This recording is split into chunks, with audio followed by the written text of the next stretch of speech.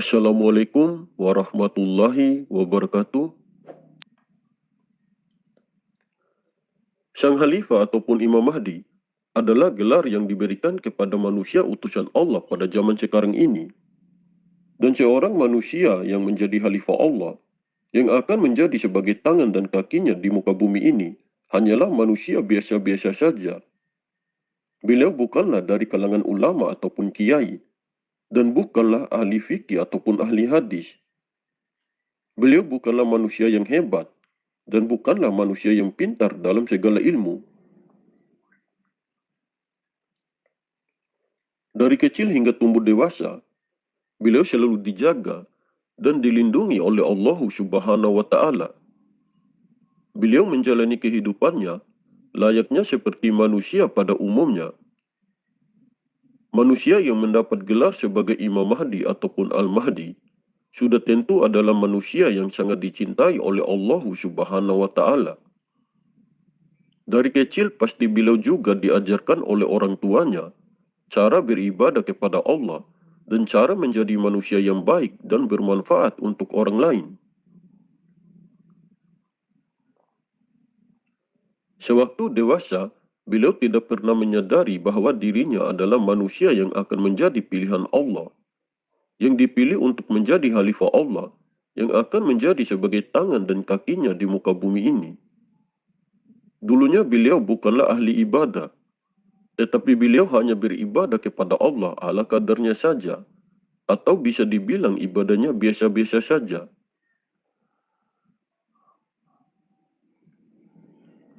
Dulunya beliau sering keluar dan bermain dengan teman-temannya. Dan jika waktunya sholat, beliau akan tetap melaksanakan sholatnya. Dan selesai sholat, pasti beliau akan selalu berzikir. Beliau paling senang berzikir. Karena sudah menjadi sesuatu yang menyenangkan bagi dirinya, beliau sangat rajin sekali menjalani zikirnya. Pagi, siang, dan malam, beliau selalu berzikir. Yang hingga pada akhirnya, beliau akan merasa sedih dan menangis jika sehari saja tidak berzikir.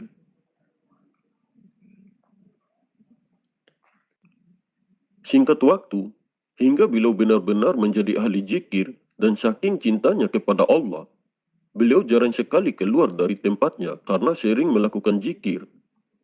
Dan pada akhirnya, beliau mendapatkan petunjuk langsung dari Allah Subhanahu wa Ta'ala untuk masuk ke suatu majelis ilmu tarekat tasawuf sufi. Di tempat majelis ilmu itu adalah tempatnya para ahli zikir. Dan seorang yang menjadi pemimpin tempat majelis ilmu itu adalah seorang walian mursyida, yaitu seorang wali kutub yang sudah menjadi gurunya Imam Mahdi. Gurunya sang Khalifah ataupun Imam Mahdi, yang bergelar wali kutub pada zamannya terdahulu, memiliki juga nasab atau silsilah-silsilahnya sampai kepada Rasulullah Muhammad SAW.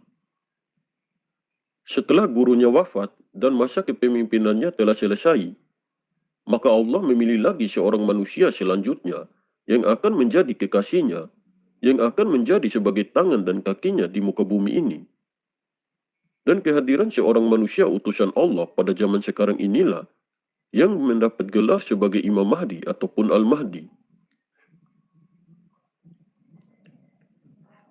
Banyak orang yang berpendapat bahwa sang Khalifah ataupun Imam Mahdi tidak mempunyai guru. Apabila seorang manusia tidak mempunyai guru, maka nasabnya dan keilmuannya akan terputus dari nasab atau sanad keilmuan dari Rasulullah Muhammad SAW. Maka orang yang tidak punya guru dan melarang untuk berguru, berarti ia sudah terputus kepada Rasulullah SAW. Jika ada seorang manusia yang mengaku dirinya sebagai Imam Mahdi, sementara tidak punya guru, berarti itu adalah Imam Mahdi palsu.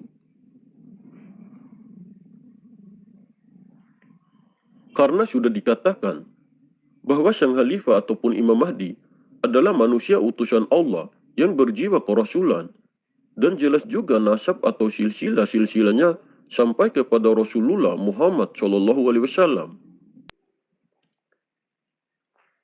Setelah wafat gurunya, sang Khalifah ataupun Imam Mahdi sampai saat sekarang ini dibimbing langsung oleh Allah Subhanahu wa Ta'ala.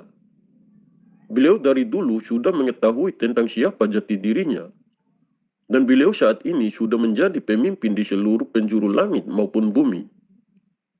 Semua bangsa gaib, baik yang ada di langit maupun yang ada di bumi, patuh dan tunduk kepadanya. Hanya saja banyak dari manusia yang tidak bisa mengetahui keberadaannya, karena masih terdindingi oleh hawa nafsu akan dunia dan keegoan diri. Sang Khalifah ataupun Imam Mahdi adalah manusia yang dibimbing langsung oleh Allah Subhanahu wa Ta'ala melalui kolbunya ataupun ruhnya.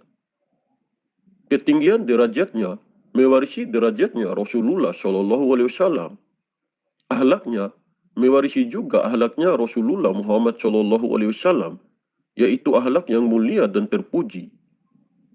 Beliau memiliki jiwa kerasulan di dalam dirinya, karena beliau mewarisi arwahul muqaddasah Rasulullah Muhammad Shallallahu Alaihi Wasallam, ataupun mewarisi roh kerasulan. Sang Khalifah ataupun Imam Mahdi adalah kekasih yang sangat dicintai oleh Allah Subhanahu wa Ta'ala.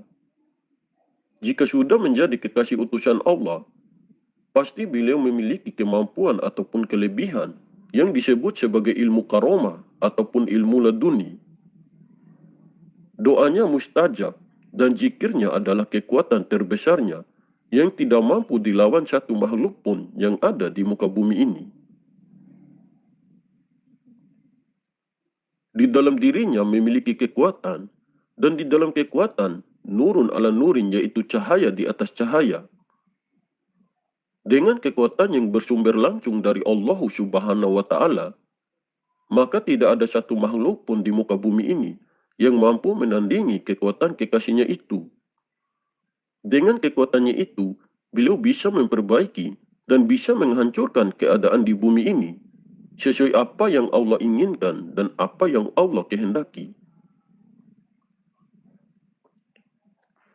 Sang Khalifah ataupun Imam Mahdi dan para pasukannya berperang tidak menggunakan kekuatan fisik yang hebat, tetapi menggunakan kekuatan rohani yang hebat. Beliau tidak akan menyebabkan pertumpahan darah di bumi ini, karena beliau hadir untuk membawa kedamaian dan kejujuran ke tengah umat, dan beliau akan menjadi sebagai rahmat bagi seluruh alam.